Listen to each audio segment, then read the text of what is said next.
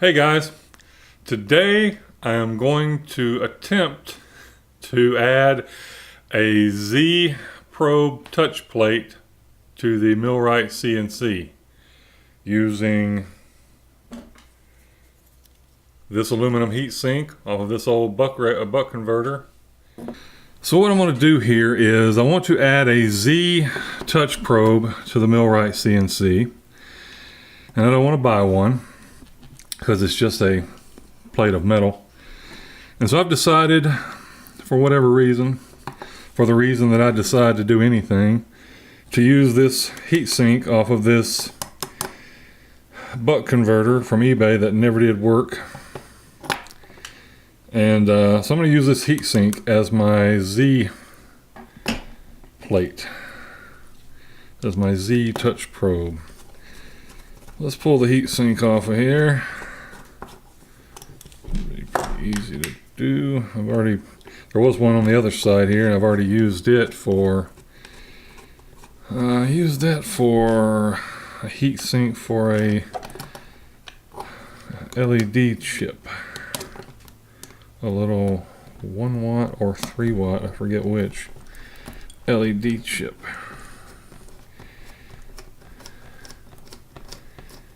So always keep stuff like this around, because you never know, you just never know when you'll wind up using it for some other project. I'll put this back in there for now, just so I don't lose it, because this is step one. And I plan to use this, I won't use it this way, because then as the spindle comes down it could hit one of those grooves and you don't want that. I'll just use it this way. Spindle comes down, makes contact, there. That's all this is. This is just 2 points of contact. Closing a switch is what we're doing. So this will work, should work just fine for that. We'll set that aside for now. I was going to use a ring, but these rings are too big. So I guess I'll use I believe this is called a spade, although that one's a little too small.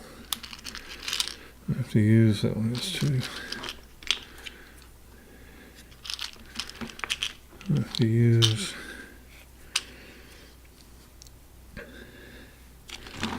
one of these larger ones. That fits, and that's smaller and therefore tighter than this one, so I'll use that small one. Oh yeah! Isn't that nifty? Got a bunch of these. I love little plastic parts containers, man. I love them. Can't get enough of them. I love them. Yeah, so I'll run that on this side. Put some wire in there. Get a little length there. Connect it to that guy. So, yeah, I'm not going to show you that. I'll just show you this after it's done, because all I'm doing is crimping a wire and soldering it and then creating a little wiring harness there. So we'll come back to that after I'm done, son.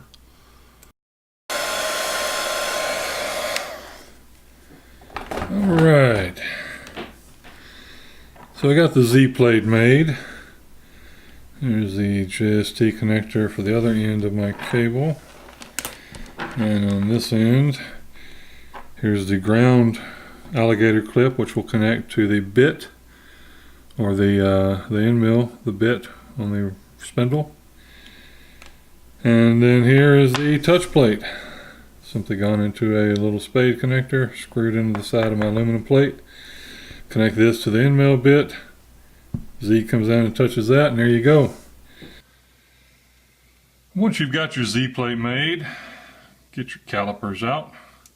Make sure they're zeroed, and you want to measure the thickness here.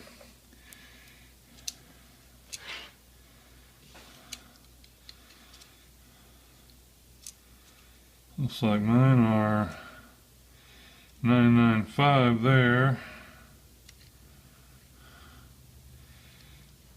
Probably good to measure several places. Right at 10 there. If you're going to be measuring towards the middle, depends on where your Z is going to be coming down, but 993 995, 997. I think it's safe to say you can call this 10 millimeters, but as long as you're close. And so you'll put that measurement into your G-code sender. I'll put it into Universal G-code sender or Mach 3 or whatever you're using. Write it on here, that way you won't have to try to remember what it was. That was 995, 996. I'm going to call it 10 millimeters.